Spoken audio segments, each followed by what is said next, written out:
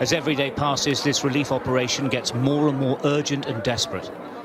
Afghans hoping to escape have to walk through ranks of Taliban fighters.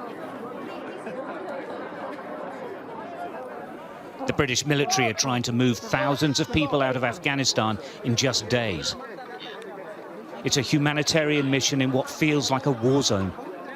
A makeshift barricade is all that separates two armies who have fought for 20 years. The Taliban are just 1 meter away. It's a picture I never thought I would ever see. This is the first day that they've been able to bring order here. We've watched as thousands converged on this base, threatening to overwhelm the whole evacuation. The Taliban have assisted in this. Up the road, they're now controlling the crowds of people trying to reach the British position. Sometimes they fire into the air to make people stop. But they are a continuously menacing presence. Well, this is a humanitarian effort, but it's being done by the military because we're effectively in a war zone. And what's incredible, just one step away, there's a Taliban right next to the British forces who are trying to assess the people who are trying to get onto these relief flights. As one of the soldiers said to me, they could mess this up by just sending 1,000 blokes down the road. At the moment, they're cooperating and they're actually keeping things calm. It looks like chaos, but there is a method. The soldiers call out for interpreters as different nationalities arrive. Their paperwork is then checked. If they pass muster, they're directed to the entry gate to be processed inside. But many do not. The soldiers hate this, but without the proper paperwork, they have to turn people away. I'll give him a bit of a shuffle on. Come on, mate, you've got to come this one. Sorry, you just haven't got the passport. I'm afraid you haven't. Terrified families, men, women, and large numbers of children are sent back. Back into Afghanistan. Back towards the Taliban. And it's heartbreaking.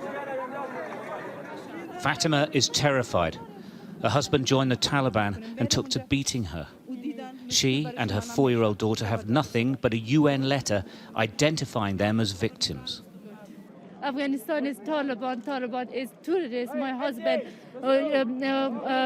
husband is terrorist Talib. America, Canada, France, her kishwar, me and just my. So you and your daughter, you'll go anywhere? Any country? Any country. Yeah, she needs to explain all this to the Me and my daughter. We mentioned her story to the officer in charge outside.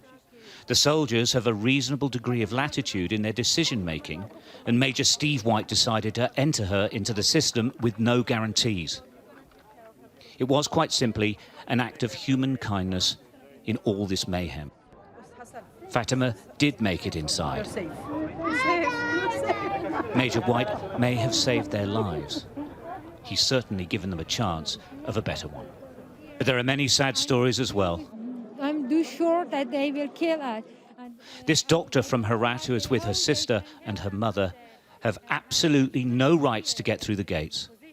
They fled the Taliban and are now stuck. They have hope, but it seems hopeless. We don't have any brother, we don't have father. You know that living in here is very difficult for us. We were living in Herat and we escaped from Herat and came to Kabul city to save our life, because also my uncles worked with the Taliban and they wanted to oblige us to forced marriage. And also I'm a doctor and my sister was working with the women's rights. She studied law, and also my mother is a teacher.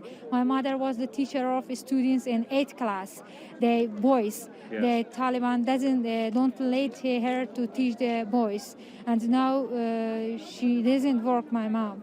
And so now you're running away, really? Yes, we escape from our place. These soldiers are involved in a mission as diametrically opposed to anything they could ever have expected in Afghanistan. The Taliban have won here. In 20 years, a generation has grown up knowing what the Taliban were like. They don't want the next generation to experience it. Once again, a small contingent of soldiers are dealing with the mess. Stuart Ramsey, Sky News, Kabul.